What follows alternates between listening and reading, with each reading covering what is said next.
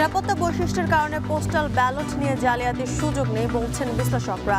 আস্থার সংকট কাটাতে ইসিকে গুজব প্রতিরোধের আহ্বান। ইলেকশন কমিশন উচিত হবে এই যে বাইরে ইভেন কি যে প্ল্যাটফর্মটা আছে এই প্ল্যাটফর্মের মাধ্যমে এসব জায়গায় মেসেজ দিয়ে দেওয়া যে এই কাজগুলো যেন না করা হয়।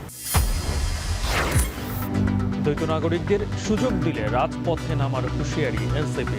প্রার্থিতা হারালেন কুমিল্লা 4 আসনের বিএনপি প্রার্থী মঞ্জুর, বৈধ হাসনাতের মনোনয়ন।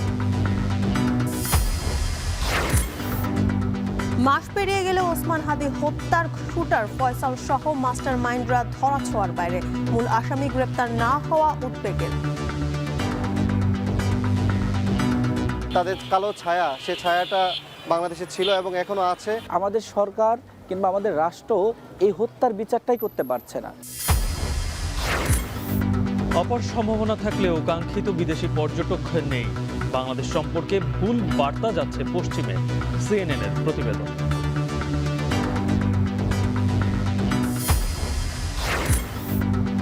ঢাকায় বিসিবি ও ক্রীড়া উপদেষ্টার সঙ্গে আইসিসির রুদ্ধদ্বার বৈঠক, আসেনি সমাধান। ভারতে বিশ্বকাপ খেলতে না যাওয়ার ব্যাপারে অনড় বাংলাদেশ।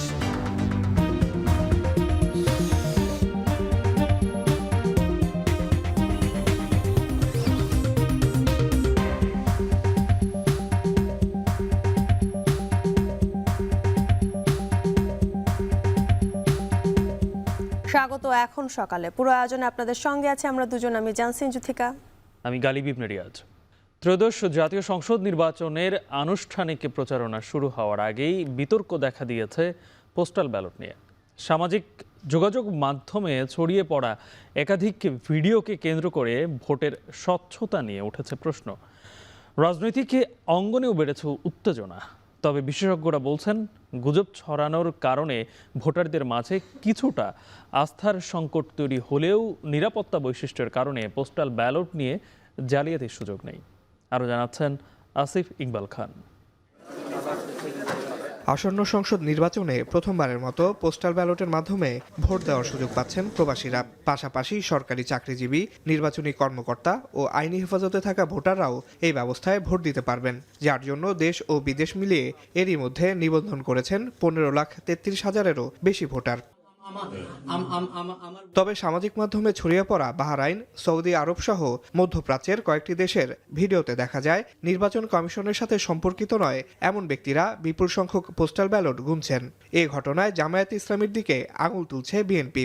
এ নিয়ে নির্বাচন কমিশনের কাছে ব্যাখ্যা চাওয়ার পাশাপাশি পোস্টাল ব্যালটে ধানের শীষ প্রতীক ভাঁজের মাঝখানে থাকার বিষয়েও আপত্তি জানিয়েছে দলটি।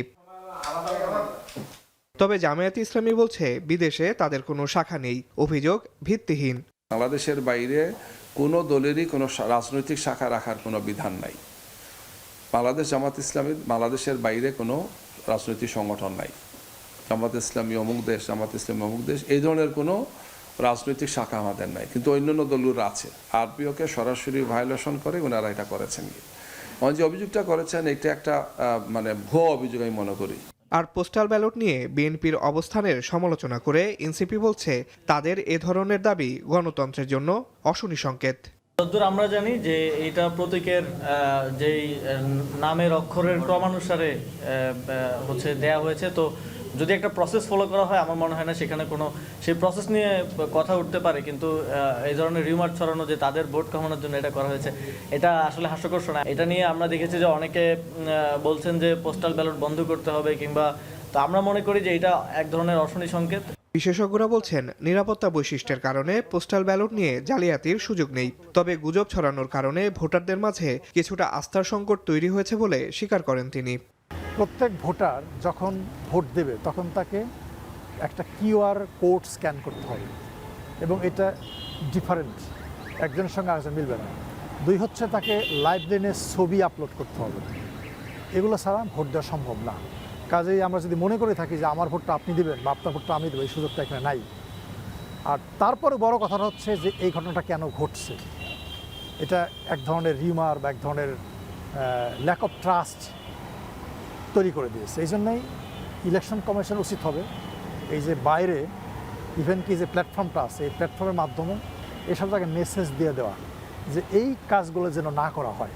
এদিকে বিএনপির দাবির মুখে দেশের অভ্যন্তরে ব্যবহৃত পোস্টাল ব্যালটের ডিজাইনে পরিবর্তন আনার ইঙ্গিত দিয়েছে নির্বাচন কমিশন। তবে প্রবাসী ভোটারদের পোস্টাল ব্যালটে পরিবর্তনের পরিকল্পনা নেই বলে জানিয়েছেন ইসি আব্দুর রহমানেল মাসুদ। আসিফ ইকবাল খান, এখন, ঢাকা। পাল্টাপাল্টি অভিযোগে কুমিল্লা ৪ আসনে মনোনয়ন বাতিল হলো বিএনপির প্রার্থী মঞ্জুরুল আহসান মুন্সির। তবে একই আসনের এনসিপির হাসনাত আবদুল্লার মনোনয়ন বহাল রেখেছে কমিশন। ইসির ৮ম দিনের আপিল শুনানিতে ৪৫টি আবেদন মঞ্জুর করেছে ইসি। এদিন আপিল চলাকালে ঘটেছে হট্টগোলের ঘটনা। মিয়া আমিরুলের প্রতিবেদন। ইসিতে আপিল শুনানির ৮ম দিনে অনেকেরই চোখ ছিল কুমিল্লা ৪ আসনের বিএনপি ও এনসিপি প্রার্থীর পাল্টাপাল্টি আপিল নিয়ে। এনসিপি প্রার্থী হাসনাত আবদুল্লার বিরুদ্ধে অভিযোগ করা হয়েছিল গণতহবিল সংগ্রহে উৎস পরিষ্কার করেননি তিনি। এছাড়া জুলাই গণঅভ্যুত্থানকালে তার বিরুদ্ধে করা আওয়ামী সরকারের মামলা নিয়েও আপত্তি জানানো হয়েছিল। তবে আপিল শুনানি শেষে এসব অভিযোগ নাকচ করে দেয় ইসি। এতে মনোনয়ন বৈধই থাকলো হাসনাত আবদুল্লার। কমিশন জনাব মঞ্জুরুল আহসান মুন্সির দায়ের করা আপিলটি খারিজ করে দিয়েছেন, অর্থাৎ জনাব হাসনাত আবদুল্লার মনোনয়নটি বহাল রয়েছে, সেটি বৈধ হিসেবে ঘোষিত আছে। এদিকে ব্যাংক হিসাবে গরমিল, ঋণ খেলাপি সহ হলফনামা মিথ্যা তথ্যের অভিযোগ ছিল বিএনপি প্রার্থী মঞ্জুরুল আহসান মুন্সির বিরুদ্ধে। এসবের সত্যতা মেলায় বাতিল করা হয় তার মনোনয়ন। কুমিল্লা ৪ আসনের বিএনপি ও এনসিপির ২ প্রার্থীর আপিল নিষ্পত্তির আগে দুপুরেই হঠাৎ হট্টগোলের সূত্রপাত হয় ইসিতে। পরে এই নিয়ে কথা বলেন হাসনাত আবদুল্লাহ। অভিযোগ করেন ফেনী ৩ আসনের বিএনপি মনোনীত প্রার্থী আব্দুল আওয়াল মিন্টুর বিরুদ্ধে। আব্দুল আওয়াল মিন্টুদের মতো যারা বিদেশে টাকা পাচার করে, যারা বিদেশে থাকে এবং যারা মেনটেইন করে, অর্থাৎ আওয়ামী লীগের সাথে আত্মীয়তা করে, বিভিন্ন বিজনেস করে, স্বরাষ্ট্র মন্ত্রণালয়ে নিজের এই পরিবারের বিভিন্ন বিজনেস টিকায় রাখে, শেখ রাহানার সাথে যারা বিজনেস করে, এই তাদের পলিটিক্যাল এলিটিসিজম যখন মারাইতে আসবে, আমাদের এই সিভিলিয়ানদেরকে যখন বলবে আমরা ব্লাডি সিটিজেন, সেটা প্রত্যেকটা নাগরিককে, প্রত্যেকটা ভোটার, যারা ভোটার রয়েছে তাদের প্রত্যেকের মানহানি করে, এবং সেটির জন্য আমরা কমিশনের দৃষ্টি আকর্ষণ করেছি। নির্বাচন কমিশনে আপিলের ৮ম দিনে ১১২টি আপিল আবেদনের মধ্যে মঞ্জুর হয় ৪৫টি আর নামঞ্জুর হয় ৩৭টি। প্রভাবশালী শক্তি আমাদেরকে কোনো বাধাবিঘ্ন না করতে পারে, এই জন্য আমি অনুরোধ করব নির্বাচন কমিশন এবং আমাদের যে প্রশাসন আছে তাদের সহযোগিতা কামনা করছি। ১৪টি আসনে প্রার্থিতা বাতিল হয়েছিল, সেগুলো আজকে আমরা প্রায় সবগুলোই ফেরত পেয়েছি। আমার জায়গা থেকে আমি অনল যে ১ মিনিটের ব্যবধান দেখে আমার নমিনেশন জমা নেওয়া হয়নি। এদিন পোস্টাল ব্যালটে ট্রাক ও ট্রাক্টর মার্কার প্রতীক নিকটবর্তী হওয়ায় বিভ্রান্তি হওয়ার আশঙ্কার কথা জানিয়ে ইসিতে চিঠি দিয়েছে গণ অধিকার পরিষদ। মিয়া আমিরুল, এখন, ঢাকা। আইন ভঙ্গ করে কোনো দ্বৈত নাগরিক কিংবা ঋণ খেলাপিকে নির্বাচনে অংশগ্রহণ করতে দেওয়া হলে ইসির বিরুদ্ধে রাজপথে নামার হুঁশিয়ারি দিয়েছেন এনসিপির নির্বাচন পরিচালনা কমিটির চেয়ারম্যান আসিফ মাহমুদ সজীব ভূঁইয়া। প্রয়োজনে সুষ্ঠু নির্বাচন আয়োজনে নির্বাচন কমিশনকে পুনর্গঠন করতে হবে বলেও মন্তব্য করেন তিনি। শনিবার বিকেলে দলটির সংবাদ সম্মেলনে আসিফ মাহমুদ আরও বলেন, বিএনপি নিজেকে গণতান্ত্রিক ধারক বাহক দাবি করলেও তাদের কাজকর্মে তা প্রকাশ পাচ্ছে না। গতকালকে আমরা আমাদের শঙ্কা প্রকাশ করেছি নির্বাচন কমিশনের একপাক্ষিক বা বিশেষ কোনো গোষ্ঠীর প্রতি বিশেষ আচরণের, এবং এই নির্বাচনটাও আমরা বিগত যে 3টা নির্বাচন দেখেছি সেই নির্বাচনগুলোর কিছু লক্ষণের দিকে যাচ্ছে বলে আমরা শঙ্কা প্রকাশ করেছিলাম। অনেকেই দ্বৈত নাগরিকত্ব থাকা সত্ত্বেও নির্বাচন কমিশনে গিয়ে গুন্ডামি করছেন। নির্বাচন কমিশনে এক একজন 200-300 লোকজন নিয়ে যাচ্ছেন এবং লয়ারদের সংখ্যা বাড়িয়ে শত শত লয়ারদেরকে নিয়ে যাচ্ছেন নির্বাচন কমিশনের উপর চাপ প্রয়োগ করার জন্য। বিএনপি নিজেদেরকে গণতন্ত্রের ধারক বাহক, গণতান্ত্রিক রাজনীতির পায়োনিয়ার বলে বিভিন্ন জায়গায় বলে আসছে এবং মনে করে, কিন্তু তাদের কাজকর্মে আমরা দেখি যে তারা সম্পূর্ণ 180 ডিগ্রি টার্ন নিয়ে গণতন্ত্রের বিরুদ্ধে। যদি নির্বাচন কমিশন এক্ষেত্রে সংবিধান লঙ্ঘন করার কিংবা কোনো ধরনের ইন্টারপ্রিটেশন দেওয়ার কিংবা কোনো ফাঁকফোকরের মধ্য দিয়ে তাদেরকে এখতিয়ার বহির্ভূতভাবে তাদের প্রার্থিতা বৈধ করার কোনো চেষ্টা করে, তাহলে আমরা একই সাথে আইনি লড়াই লড়বো এবং একই সাথে রাজপথেও নামবো। ভোট এলেই নারী ভোটারদের নিয়ে নানা সমীকরণ আর হিসাব নিকাশ হয় কৃষি প্রধান জেলা নাটোরে। এ জেলার জনসংখ্যার 49% নারী হলেও বরাবরই পিছিয়ে কর্মসংস্থানের সুযোগ থেকে। সেই সাথে কৃষি অর্থনীতিতে নারীরা ওতপ্রোতভাবে জড়িত থাকলেও তাদের ভাগ্যে মেলে না স্বীকৃতি। মাহবুব হোসেনের প্রতিবেদন, ছবি তুলেছেন জাহিদুল ইসলাম সুমন। উত্তরের কৃষি বৈচিত্র্যের জেলা নাটোর। জেলার ২০ লাখ জনগোষ্ঠীর অন্তত ৪৯% নারী। তাই ত্রয়োদশ জাতীয় সংসদ নির্বাচনে ভোটের ফ্যাক্টর হয়ে দাঁড়ায় নারী ভোটাররা। সদর উপজেলার নারী কৃষক উর্মিলা রানী মণ্ডল আসছেন নির্বাচনে কৃষিবান্ধব জনপ্রতিনিধি নির্বাচিত হোক, এমনটাই চাওয়া তার। অন্যান্য নারী কৃষকদের প্রত্যাশা যে সরকারি আসুক কৃষি উপকরণের মূল্য যেন কমে আসে। আমরা সরকারে ভোট দিয়ে পাশ করাই জন্য যে আমার দিকে একটু নজর দিবি, আমার দেখবি যে জিনিসপাতি কম দামে দিবি। আমরা তো নতুন সরকার আসে গঠন করব, আমরা আনন্দ তো তাকে ভোট দিব, তাহলে আমারও কত সেভাবে আনন্দ সরকার আমাদের রাখার চেষ্টা করবে। রেশম গুটির উদ্যোক্তা আরিফা আওয়াল রেশমা নারীদের কর্মসংস্থানে ভূমিকা রাখলেও নানা প্রতিবন্ধকতায় বাড়াতে পারছে না ব্যবসার পরিধি। তাই নারী বান্ধব কর্মপরিবেশ তৈরিতে সহায়ক ভূমিকা রাখবে এমন জনপ্রতিনিধি চান তিনি। উদ্যোক্তা বান্ধব যেন কর্মসূচিগুলো আসে এবং কথার সাথে যেন কাজের মিল থাকে। নারীদের কর্মসংস্থানের ব্যবস্থা করে দিলেই আমাদের মতো আরও যারা বাসায় বসে কাজ করতে চাচ্ছে, আগাতে চাচ্ছে, তারা একটু সাপোর্ট পাইল। নতুন সরকার যেই গঠন করুক, সরকারের কাছে আমাদের কাছে একটাই চাওয়া যে নাটোরে আরও নারী উদ্যোক্তা তৈরি হোক, সেখানে আরও লোক কর্ম পাক। আর সামাজিক নিরাপত্তার পাশাপাশি কর্মসংস্থানমূলক নতুন প্রতিষ্ঠান আর উদ্যোক্তা বান্ধব পরিবেশ সৃষ্টিতে ভূমিকা নেবে নতুন সরকার, এমন প্রত্যাশা অনেক নারী ভোটারের। মাহবুব হোসেন, এখন নাটোর। মাস পেরিয়ে গেলেও এখনও শরীফ ওসমান হাদি হত্যার শুটার ফয়সাল করিম সহ মাস্টার মাইন্ডরা ধরাছোঁয়ার বাইরে। পরিবারের সদস্যরা বলছেন খুনিরা এখনও নানাভাবে হুমকি দিচ্ছে তাদের। হাদির সতীর্থরা জানান মূল আসামিরা গ্রেপ্তার না হওয়া উদ্বেগের, যদিও আইনশৃঙ্খলা বাহিনী বলছে সর্বোচ্চ গুরুত্ব দিয়ে বাকি আসামিদের ধরতে তৎপরতা চলছে। আরও জানাচ্ছেন জাভেদ আব্দুল্লাহ।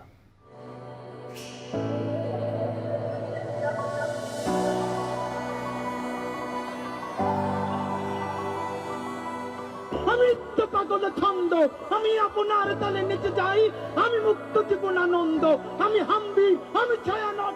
2024-এর গণঅভ্যুত্থানের জমিন থেকে উঠে এসে মুক্ত উদার চিন্তার বিপ্লবী চরিত্র হয়ে ওঠেন শরীফ ওসমান হাদি। তবে ঘাতকের গুলিতে হঠাৎই থেমে যায় আধিপত্যবাদের বিরুদ্ধে আর ন্যায় ইনসাফের পক্ষে তার লড়াই।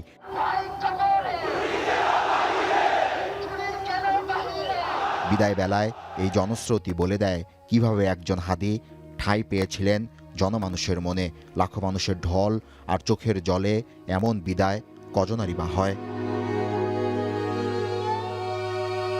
গেল বছরের 12 ডিসেম্বর গুলিবিদ্ধ হবার এক সপ্তাহ পরই মৃত্যুর কাছে হার মানতে হয় সেই ওসমান হাদিকে, যিনি বারবার বলেছেন তাকে মেরে ফেলা হলেও যেন অপরাধীদের বিচারটুকু হয়। তার সেই হত্যার বিচারের অগ্রগতি কত দূর? শুধু আমাদেরকে যদি কেউ গুলি করে মেরে ফেলে তাকে যেন ধরে বিচার করা হয়, এবং তার যদি বিচার করতে না পারেন তাহলে নতুন কেউ জন্মাবে না। ঘটনার একদিন পরই শরীফ ওসমান হাদির শুটার ফয়সালকে চিহ্নিত করে পুলিশ। পরিচয় জানা যায় তার একাধিক সহযোগী আলমগীর আর ওয়ার্ড কাউন্সিলর বাপ্পির। ফয়সালের ব্যবহৃত মোটরসাইকেলটি পুলিশ উদ্ধার করে। রিমান্ডে নেওয়া হয় তার মা, বাবা, স্ত্রী আর বান্ধবীকে। কিন্তু সবার চোখে ধুলো দিয়ে পাশের দেশে মূল আসামিদের চলে যাওয়ার অভিযোগ রয়েছে। এই নিয়ে ক্ষুব্ধ স্বজন ও সহযোদ্ধারা বলছেন এই হত্যাকাণ্ডের বিচার সঠিক না হলে ভুলুণ্ঠিত হবে জুলাইয়ের চেতনা। তারা এখন পর্যন্ত গ্রেফতার করতে পারছে শুধুমাত্র ফয়সালের আশেপাশে যারা ছিল। আমাদের সরকার কিংবা আমাদের রাষ্ট্র এই হত্যার বিচারটাই করতে পারছে না, এবং এই হত্যার বিচারের নামে তারা যে কালক্ষেপণ করছে এটা আসলেই দুঃখজনক। ভারতীয় আধিপত্যবাদ কমেছে ঠিকই, কিন্তু আমাদের কাছে মনে হয় যে তাদের কালো ছায়া, সে ছায়াটা বাংলাদেশে ছিল এবং এখনো আছে। এদিকে হাদি হত্যার মাস পেরিয়েছে। অভিযুক্ত 17 জনের মধ্যে 12 জনকে গ্রেপ্তার করা হলেও মূল আসামিদের অবস্থান ও গ্রেপ্তার নিয়ে সুস্পষ্ট তথ্য দিচ্ছে না আইন শৃঙ্খলা বাহিনী। যদিও চলতি মাসের 6 তারিখ চার্জশিট জমা দেওয়া হয়েছে। কোনো আসামি যদি দেশের বাইরে পালিয়ে যায় তাকেও আনার প্রক্রিয়া আছে, এবং আমাদের প্রতিবেশী দেশের সাথে আমাদের এক্সট্রাডিশন প্যাক্ট আছে কিংবা ইন্টারপোল, অনেক উপায় আছে। সেই সমস্ত উপায় প্রয়োগ করা যাবে যদি তার অবস্থানটা আমরা শনাক্ত করতে পারি। মানবাধিকার কর্মী ব্যারিস্টার নাসরিন সুলতানা মিলি মনে করছেন, মামলার বিচারের অনেকগুলো ধাপ থাকলেও তা দ্রুত শেষ করতে আরও আন্তরিক উদ্যমী হওয়া দরকার। এই 30 দিন হওয়ার আগে যে একটা বড় একটা রেজাল্ট আমরা দেখতে পাবো, এটা আশা করাটাও ঠিক না, বাট 30 দিন হওয়ার আগে কিছু স্টেপস অন্তত দেখা দরকার ছিল, সেটা আমরা দেখতে পাচ্ছি না। শরীফ ওসমান থেকে পাশ করা হাদি সমস্ত আধিপত্যবাদের বিরুদ্ধে স্বাধীনতা, সার্বভৌমত্ব রক্ষা ও ইনসাফ ভিত্তিক দেশ বিনির্মাণের কথা বলেছে বারবার। জুলাই শহীদদের অধিকার রক্ষার আন্দোলনেও তিনি ছিলেন সোচ্চার আর বলিষ্ঠ কণ্ঠস্বর, যে কারণে নানা মহলের চক্ষুশূল হয়েছেন তিনি। অনেকেই বলছেন হাদি ছিলেন মূলত একজন খাঁটি বিপ্লবী। তাই পৃথিবীতে মানব সভ্যতা যতদিন থাকবে, মুক্তিকামী মানুষের হয়ে হাদি ফিরে আসবে আলো হয়ে। জাবেদ আবদুল্লাহ, এখন, ঢাকা। এদিকে নিরাপত্তার স্বার্থে যুক্তরাজ্য মিশনে নিয়োগ পাওয়াকে রক্তের বিনিময়ে চাকরি পাওয়া বানিয়ে ক্যাম্পেইন করা হচ্ছে বলে অভিযোগ ওমর বিন হাদির। মালয়েশিয়া হাদির স্মরণ সভায় এই অভিযোগ করেন হাদির বড় ভাই। অনুষ্ঠানে যোগ দিয়ে নতুন প্রজন্মের কাছে ওসমান হাদির জীবন ও আদর্শ তুলে ধরার আহ্বান জানান প্রবাসীরা। অর্ণব প্রসাদের প্রতিবেদনে দেখুন বিস্তারিত। দূরপ্রবাসে থেকেও ভুলে যাননি হাদিকে। অন্যায় ও আধিপত্যবাদের বিরুদ্ধে সংগ্রামে জীবন উৎসর্গ করা শরীফ ওসমান হাদির স্মরণে মালয়েশিয়ায় আয়োজন করা হয় বিশেষ আলোচনা সভা। প্রবাসী বাংলাদেশিদের অংশগ্রহণে আবেগঘন পরিবেশে এই আয়োজন। তিনি আমাদেরকে শিখিয়ে গেছেন। সভায় উপস্থিত হয়ে হাদির বড় ভাই সাফির ওমর বিন হাদি বলেন, এই হত্যাকাণ্ডের বিচার বানচাল করতে তাকে ও তার সন্তানকেও হত্যার হুমকি দেয়া হচ্ছে। এছাড়াও বিচারের দাবি বন্ধ করতে ইনকিলাব মঞ্চের সদস্যদের হুমকি দেয়া হচ্ছে বলেও জানান তিনি।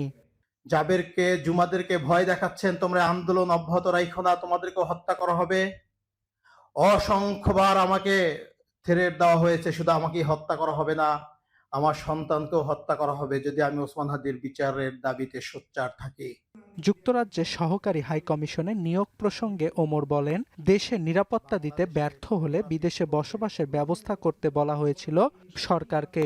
নিরাপত্তা চাওয়াকে যারা রক্তের বিনিময়ে চাকরি চাওয়া বানিয়ে ক্যাম্পেইন করছে তাদের প্রতিও ধিক্কার জানান তিনি। বাংলাদেশ বিরোধী অ্যাক্টিভিস্টরা যেরকম ওসমান হাদিকে হত্যাযোগ্য করার জন্য ওর বিরুদ্ধে ক্যাম্পেইন শুরু করেছে, আমি ঠিক তাই দেখতে পাচ্ছি। আমি যদি কালকে ঢাকায় ফিরি, আমাকে হত্যা করা হয়, তাহলে বলা হবে ভাই লাশ বিক্রি করে সে চাকরি করতে চেয়েছিল, এই জন্য তাকে হত্যা করা হয়েছে। ওসমান হাদি নিজের স্বার্থের চেয়েও ইনসাফ ও দেশপ্রেমে বলিয়ান ছিলেন। তার এই আত্মত্যাগ যুগে যুগে অন্যায়ের বিরুদ্ধে দাঁড়ানোর শক্তি ও অনুপ্রেরণা দেবে বলেন প্রবাসীরা। খুনিদের দ্রুত দৃষ্টান্তমূলক শাস্তির দাবিও জানান তারা।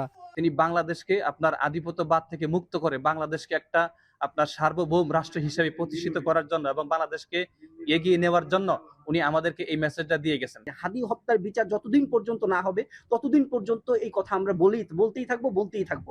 এতে করে যদি আরো 100 হাদিরও শহীদ হইতে হয়, আমার মনে হয় হাদির পিছু উঠবে না। প্রবাসে কর্মব্যস্ত জীবনের মাঝেও এই স্মরণ সভা হয়ে ওঠে আত্মপরিচয়ের এক অনন্য উপলক্ষ।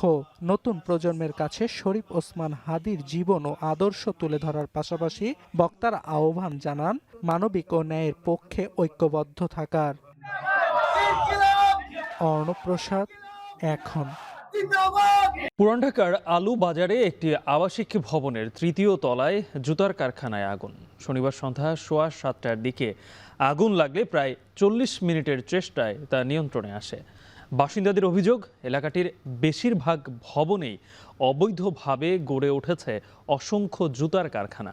এতে মারাত্মক ঝুঁকিতে স্থানীয়রা। দ্রুত এসব কারখানা অপসারণের দাবি বাসিন্দাদের। আরও জানাচ্ছেন রাজু আহমেদ। শনিবার সন্ধ্যা 7:13 পুরান ঢাকার আলুবাজার এলাকায় সুলতান ভিলার 3য় তলায় জুতার কারখানায় আগুন লাগে।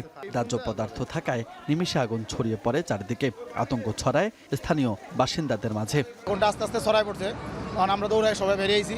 বাইরে আমরা অনেক চেষ্টা করছি গ্যাস দিয়ে আগুনটা নিবানোর জন্য, কিন্তু আমরা নিভাইতে পারি নাই। ফায়ার সার্ভিস যদি আর 20টা মিনিট আগে আসতো তাহলে আমাদের 4 তলার মধ্যে আগুন যাইতো না। খবর পেয়ে তাৎক্ষণিকভাবে আগুন নিয়ন্ত্রণে কাজ শুরু করে ফায়ার সার্ভিসের 4টি ইউনিট। প্রায় 40 মিনিটের চেষ্টায় নিয়ন্ত্রণে আসা আগুন তাৎক্ষণিক অগ্নিকাণ্ডের কারণ নিশ্চিত করতে পারেনি ফায়ার সার্ভিস। এখানে ইনসুলেন্স ছিল, কারখানা ছিল, এই মুহূর্তে বলা যাচ্ছে না যে আগুনটার সূত্র কোত্থেকে। আমরা পরবর্তী নির্বাচনে যে আমাদের তদন্ত করে আমরা নিশ্চিত হব যে আগুনটার সূত্র কোত্থেকে। এদিকে শুধু সুলতান ভিলাই নয়, এলাকাটির বেশিরভাগ ভবনেই অবৈধভাবে গড়ে উঠেছে অসংখ্য জুতার কারখানা। এতে ঝুঁকিতে আছেন স্থানীয়রা, ফলে দ্রুত এসব কারখানা অপসারণের দাবি বাসিন্দাদের। নিজেদের ফ্যামিলিদের সেভ করতেছে, কিন্তু আমাদের জীবনটা নিরাপত্তাহীনতায় রেখা চলে যেতেছে। অল্প বয়সে আমরা প্রাণ হারাইতেছি, বহুত মানুষ হৃদরোগে আক্রান্ত হইতেছে বিভিন্ন সমস্যার কারণে। আলুবাজার এবং পুরান ঢাকা থেকে যতগুলো জুতার কারখানা আছে এখান থেকে উপসারণ করা। তথ্য বলছে গেল কয়েক বছরে উল্লেখযোগ্য হারে বেড়েছে পুরান ঢাকার আবাসিক এলাকায় জুতা তৈরি কারখানা। বিশেষ করে সিদ্দিক বাজার, আলুবাজার ও বংশালের মতো এলাকাগুলোতে ব্যাঙে ছাতার মতো বাড়ছে এসব কারখানা। রাজু আহমেদ, এখন, ঢাকা। মাঘের শুরুতে দাপট বেড়েছে শীতের, কোথাও কোথাও চলছে মৃদু শৈত্যপ্রবাহ। তীব্র ঠান্ডার সাথে উত্তরের হিমেল হাওয়া জনজীবন অতিষ্ঠ করে তুলেছে, তবে অনেকটাই কমেছে কুয়াশার তীব্রতা। শীতের বিস্তারিত জানাতে চুয়াডাঙ্গা থেকে যুক্ত হচ্ছেন অনিক চক্রবর্তী এবং মৌলভীবাজার থেকে যুক্ত হচ্ছেন এম এ হামিদ। প্রথমে চলে যাচ্ছি চুয়াডাঙ্গায়। অনেক, আজ চুয়াডাঙ্গায় শীত কেমন অনুভূত হচ্ছে জানাবেন।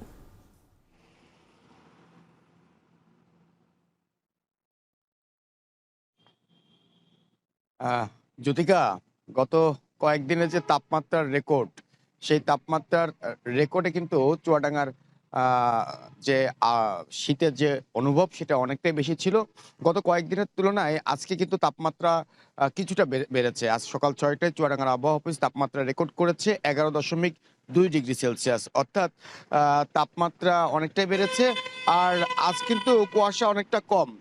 ভোরবেলা কুয়াশা থাকলেও বেলার সাথে সাথে কিন্তু কুয়াশা কেটে যাচ্ছে এবং সাধারণ মানুষের যে উপস্থিতি সেটা কিন্তু আসলে চুয়াডাঙ্গার সড়কগুলোতে আসলে বাড়ছে।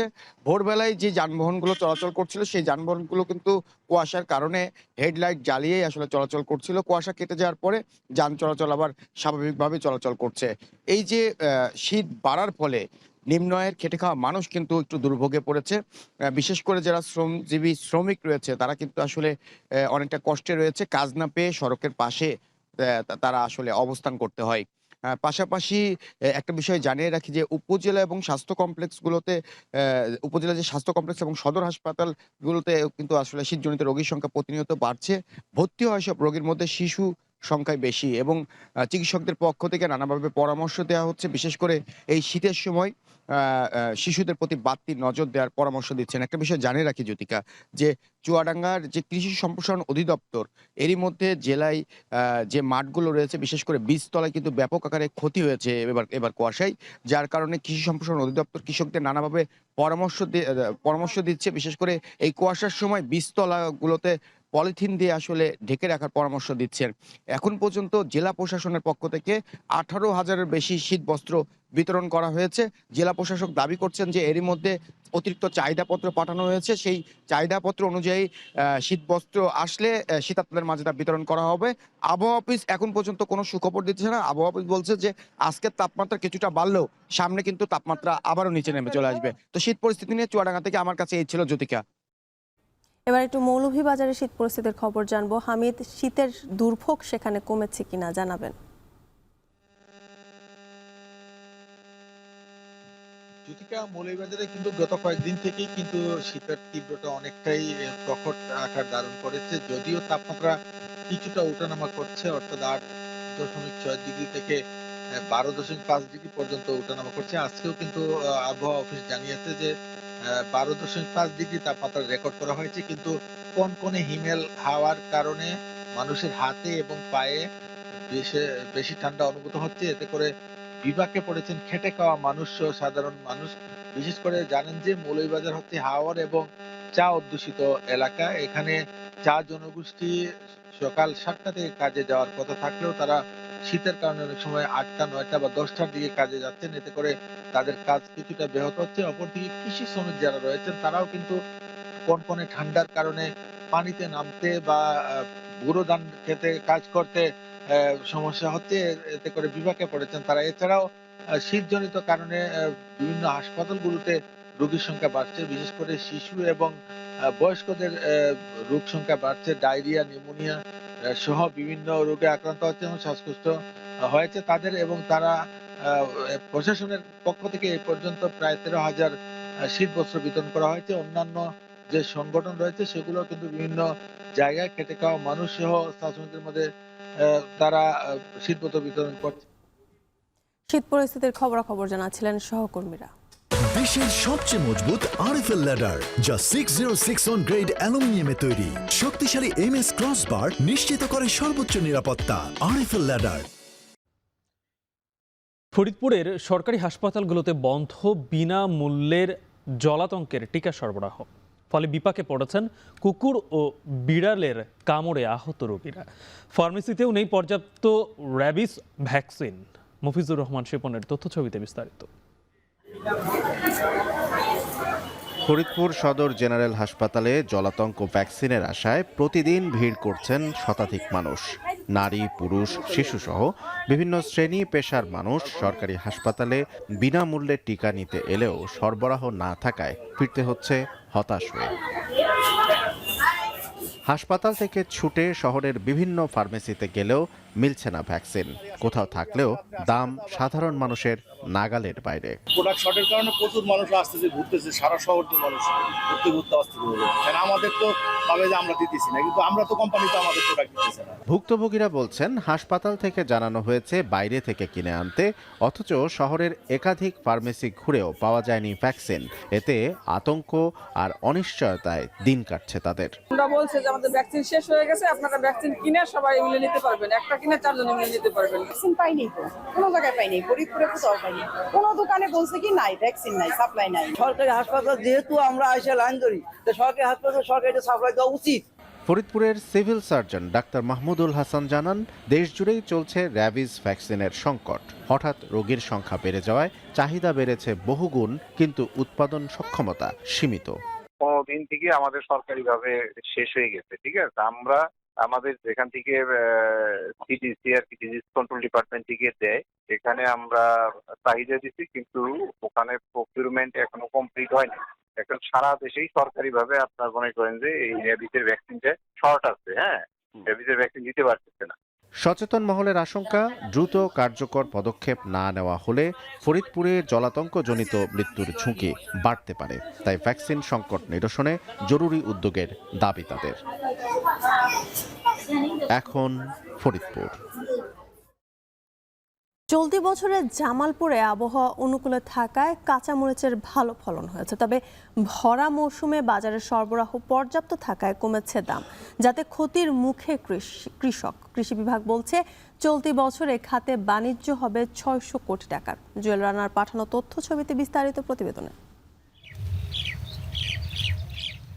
জামালপুর পৌরসভার হাটচন্দ্রার কৃষক আলামিন ও তার স্ত্রী সীমা খাতুন এবছর 80,000 টাকা খরচ করে 1 একর জমিতে মরিচ চাষ করেছেন তারা। তবে বর্তমানে বাজারে সরবরাহ বাড়ায় কমেছে মরিচের দাম, যাতে শ্রমিক মজুরি ও সার কীটনাশকের দাম মিলিয়ে ক্ষতির মুখে পড়ছেন তারা। অল্প একটু জায়গা আবাদ করছি, এখানে মরিচের দাম কম, কামলার ময়না যদি কালে দেয়া হালাই দেই তাহলে তো আঙ্গুরে মনে করুন যে পোষায় না। সরকার কাছে একটা আবেদন, মরিচের বাজারটা যেন বৃদ্ধি করে দেয়, সার বিষের দামটা একটু যেন কমাই দেয়, কামলা ময়না খরচ দিয়ে যেন আমাদের পোষায়। এই বিস্তীর্ণ চরাঞ্চলে আলামিনের মতো অনেক কৃষক প্রতি বছর কাঁচামরিচ চাষ করেন, তাই দাম কিছুটা বৃদ্ধি, সার ও কীটনাশকের দাম খানিকটা কমলে লাভের আশা তাদের।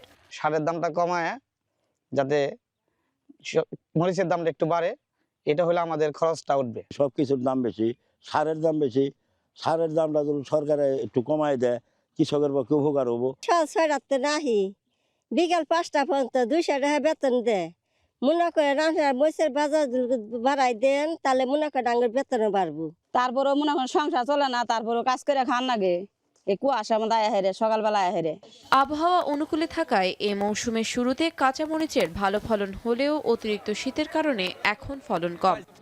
যে সার বীজের অবস্থান, তাতে যদি 60-70 টাকা বাজার থাকে, তাতে মোটামুটি কৃষক ভালোই থাকবে। এই বছরের শীতে বা এই বছর কৃষি করে তাহলে মানে পরিমাণটা খুবই কম। আমরা সবসময় তদারকির মধ্যে আছি, মনিটরিং করা হচ্ছে যাতে সার বীজ এগুলো কৃষক সঠিক দামে ন্যায্য মূল্যে তারা পেতে পারে। সেজন্য আমাদের যে বিভাগীয় কার্যক্রম বা আমাদের যে মনিটরিং সেগুলো জোরদারের দিকে আমরা নজর দিচ্ছি। চলতি মৌসুমে জেলার 7 উপজেলাতে 6,475 হেক্টর জমিতে কাঁচামরিচের চাষ করা হয়েছে। এখন জামালপুর। জলবায়ু পরিবর্তনের ঝুঁকি মোকাবেলায় সাতক্ষীরায় বাড়ছে কংক্রিটের ভবন নির্মাণ। তবে স্থানীয় বালু লবণাক্ত ও মিহি হওয়ায় মজবুত ভবন নির্মাণে ভরসা দেশের উত্তর ও পূর্বাঞ্চলের বালু। এই বিপুল চাহিদাকে কেন্দ্র করে সাতক্ষীরার আলীপুরে গড়ে উঠেছে বিশাল এক বালুর হাট। প্রতিদিন শত শত ট্রাকে আসা বালু এখান থেকেই পৌঁছে যাচ্ছে জেলার বিভিন্ন প্রান্তে। সাতক্ষীরা থেকে আহসান রাজীবের প্রতিবেদন, ক্যামেরায় ছিলেন মাসুদ রানা। দেশের দক্ষিণ পশ্চিম অঞ্চলের শেষ প্রান্ত সাতক্ষীরা। জলবায়ু পরিবর্তনের বিরূপ প্রভাবে প্রতি বছরই বাড়ছে ঘূর্ণিঝড়, জলোচ্ছ্বাস ও লবণাক্ততার প্রকোপ। এতে ক্ষতিগ্রস্ত হচ্ছে বসতবাড়ি ও অবকাঠামো। নিরাপত্তার প্রয়োজনে মাটির ঘর ছেড়ে অনেকে ঝুঁকছেন কংক্রিটের ভবন নির্মাণে।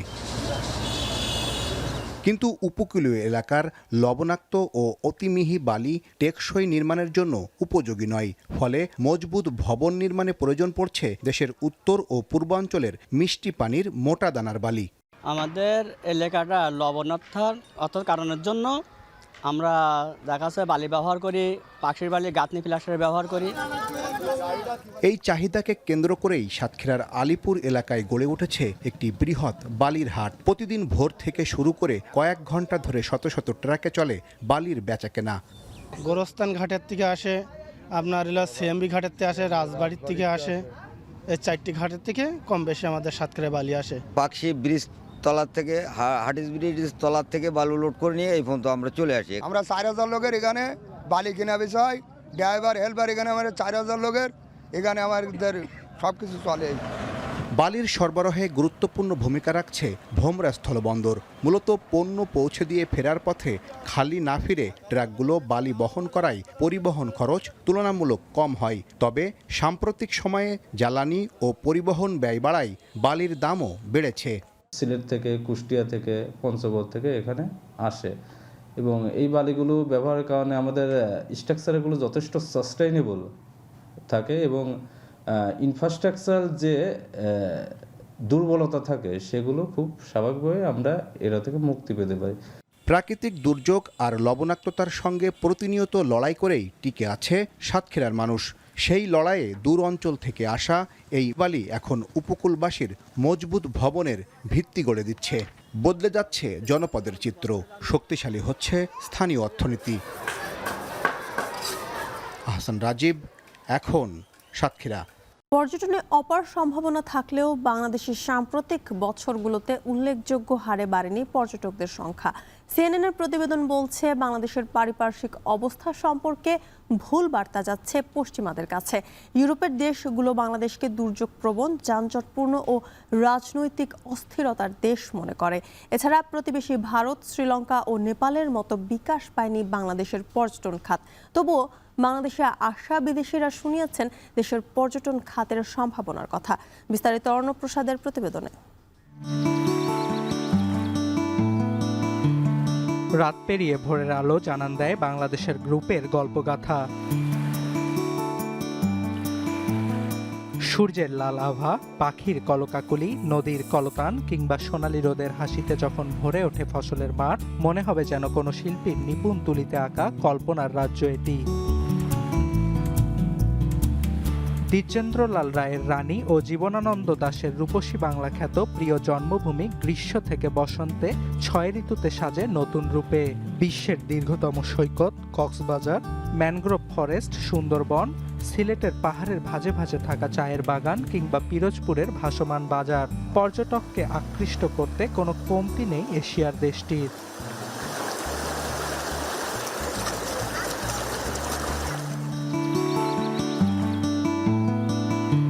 কিন্তু এত কিছুর পরও বাংলাদেশের সাম্প্রতিক বছরগুলোতে উল্লেখযোগ্য হারে বাড়েনি পর্যটক। জানিয়ে শুধু দেশের পর্যটন খাত সংশ্লিষ্টরাই নয়, উদ্বিগ্ন আন্তর্জাতিক গণমাধ্যমও। সম্প্রতি বাংলাদেশের পর্যটন খাতের মন্থর অবস্থা নিয়ে প্রতিবেদন প্রকাশ করেছে CNN। দেশের পর্যটন ব্যবসায়ী ও বিভিন্ন সময়ে ভ্রমণ করা বিদেশি পর্যটকদের সঙ্গে কথা বলে খুঁজতে চেয়েছেন সমস্যা ও এর বিপরীতে থাকা সম্ভাবনার কথা।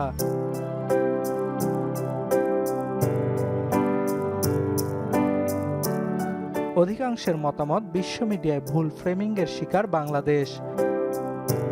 বেশিরভাগ পশ্চিমা দেশই বাংলাদেশকে দুর্যোগপ্রবণ, যানজটে পরিপূর্ণ ও রাজনৈতিক অস্থিরতার ভূখণ্ড হিসেবে মনে করে।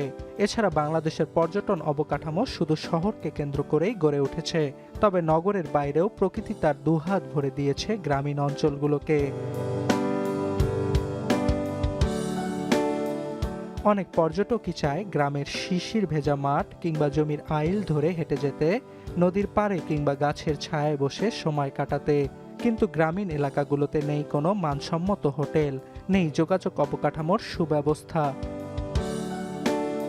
এছাড়া ঘন ঘন রাজনৈতিক অস্থিরতাও বাংলাদেশের সম্ভাবনাময় পর্যটন খাত পিছিয়ে পড়ার অন্যতম কারণ। যুক্তরাষ্ট্রের পররাষ্ট্র দপ্তর বাংলাদেশকে লেভেল 3-তে স্থান দিয়েছে। মার্কিন নাগরিকদের বাংলাদেশ ভ্রমণে পুনর্বিবেচনার আহ্বানও জানিয়েছে। অন্যদিকে যুক্তরাজ্য সরকার মিয়ানমার সীমান্তবর্তী পার্বত্য চট্টগ্রাম ভ্রমণের ক্ষেত্রে ব্রিটিশ নাগরিকদের সতর্ক করেছে। তবুও যারা বাংলাদেশ ভ্রমণ করেছেন তাদের কয়েকজনের সাক্ষাৎকার নিয়েছে CNN। সবার বর্ণনাতেই উঠে এসেছে বাংলাদেশ সফরের সুখস্মৃতি। পর্যটন খাতের বিকাশের নানা পরামর্শও দিয়েছে তারা। বাংলাদেশ ট্যুরিজম বোর্ডের তথ্যানুযায়ী 2024 সালে দেশে বিদেশি পর্যটক এসেছেন 6,60,000। অর্ণব প্রসাদ, এখন বিশ্ব। যুক্তরাজ্য, ফ্রান্স ও জার্মানি সহ গ্রিনল্যান্ডের স্বায়ত্তশাসনের পক্ষে থাকা 8 দেশের পণ্যের ওপর 10% শুল্ক আরোপের ঘোষণা দিয়েছেন মার্কিন প্রেসিডেন্ট ডোনাল্ড ট্রাম্প। 1 ফেব্রুয়ারি থেকে কার্যকর হবে সিদ্ধান্তটি। ট্রুথ সোশ্যালে দেয়া এক বার্তায় ট্রাম্প জানান, গ্রিনল্যান্ড কেনার বিষয়ে যুক্তরাষ্ট্র পূর্ণাঙ্গ চুক্তিতে পৌঁছানোর আগ পর্যন্ত বহাল থাকবে এই শুল্ক। এছাড়া আগামী জুনে এটি 25% উন্নীত হবে বলেও জানান মার্কিন প্রেসিডেন্ট। শুল্কের আওতায় পড়া দেশগুলো সম্প্রতি গ্রিনল্যান্ডের নিরাপত্তা জোরদারে আর্কটিক অঞ্চলটিতে সেনা মোতায়েন করে। এদিকে গ্রিনল্যান্ড ইস্যুতে বিক্ষোভে উত্তাল কোপেনহেগেন ও নুক শহর। দলে দলে মিছিলে যোগ দিয়ে বিক্ষোভকারীরা ট্রাম্পের গ্রিনল্যান্ড দখল প্রস্তাবের নিন্দা জানান।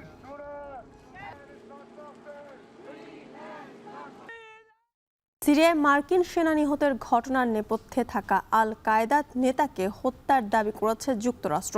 শুক্রবার সিরিয়ার উত্তর পশ্চিমাঞ্চলের সেনা অভিযান চালিয়ে বিলাল হাসান আল জসিম নামে ওই নেতাকে হত্যা করা হয়েছে বলে জানিয়েছে US central command CENTCOM.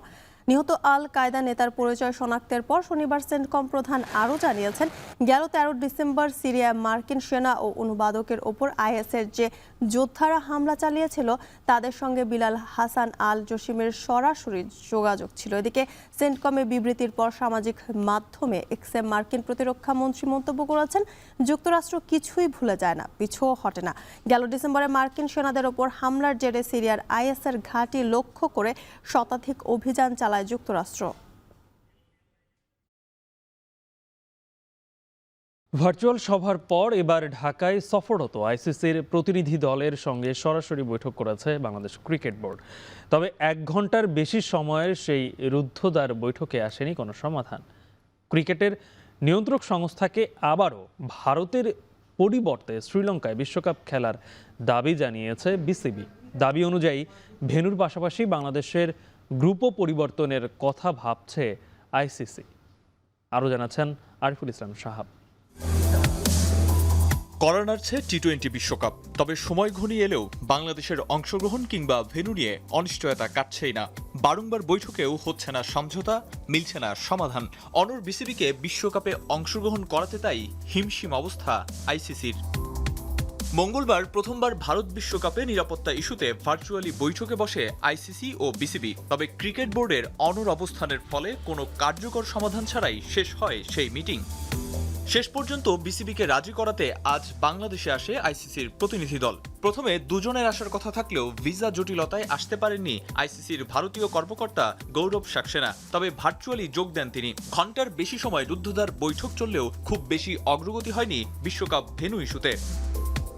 Cricket বিশ্বের মনোযোগের কেন্দ্রবিন্দু এই বৈঠকে আইসিসি বিসিবির বক্তব্য শোনার পাশাপাশি সম্ভাব্য বিভিন্ন সমাধানের বিষয়েও আলাপ হয়েছে বলে বিবৃতিতে জানিয়েছে ক্রিকেট বোর্ড। ভারতে টাইগারদের জন্য বিশেষ নিরাপত্তা নিশ্চিতের প্রস্তাব ফিরিয়ে দেওয়ার পর ভিন্ন গ্রুপে খেলার সম্ভাবনা নিয়েও আলোচনা করেছে দুপক্ষ।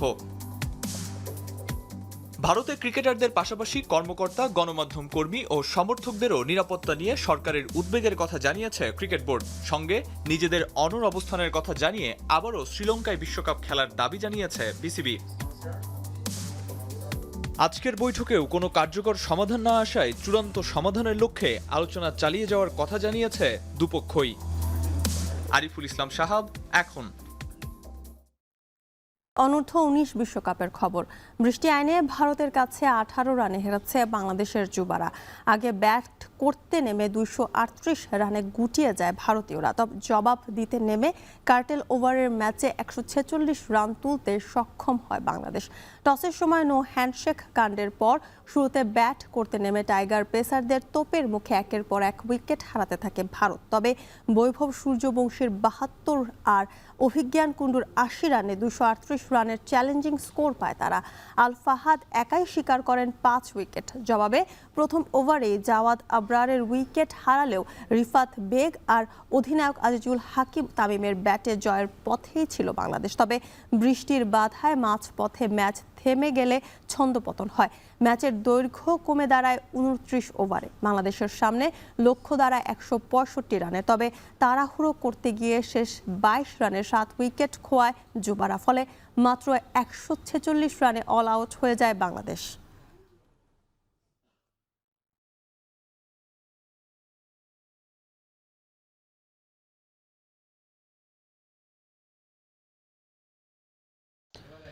শেষ করছে এখন সকাল। তার আগে শিরোনামগুলো আরো একবার। নিরাপত্তা বৈশিষ্ট্যের কারণে পোস্টাল ব্যালট নিয়ে জালিয়াতির সুযোগ নেই বলছেন বিশ্লেষকরা। আস্থার সংকট কাটাতে ইসিকে গুজব প্রতিরোধের আহ্বান। ইলেকশন কমিশন উচিত হবে এই যে বাইরে ইভেন কি যে প্ল্যাটফর্মটা আছে এই প্ল্যাটফর্মের মাধ্যমে এসব জায়গায় মেসেজ দিয়ে দেওয়া যে এই কাজগুলো যেন না করা হয়। দ্বৈত নাগরিকদের সুযোগ দিলে রাজপথে নামার হুঁশিয়ারি এনসিপির। প্রার্থিতা হারালেন কুমিল্লা 4 আসনে বিএনপির মঞ্জুরুল, বৈধ হাসনাতের মনোনয়ন।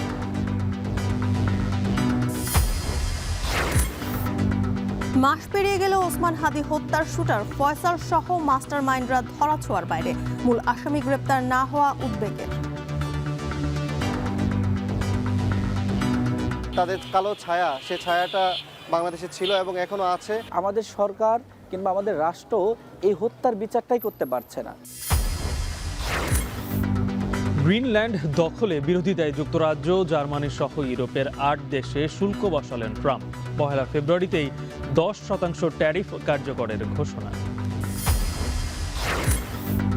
ঢাকায় বিসিবি ও ক্রীড়া উপদেষ্টার সঙ্গে আইসিসির রুদ্ধদ্বার বৈঠক। আসেনি সমাধান। ভারতে বিশ্বকাপ খেলতে না যাওয়ার ব্যাপারে অনড় বাংলাদেশ।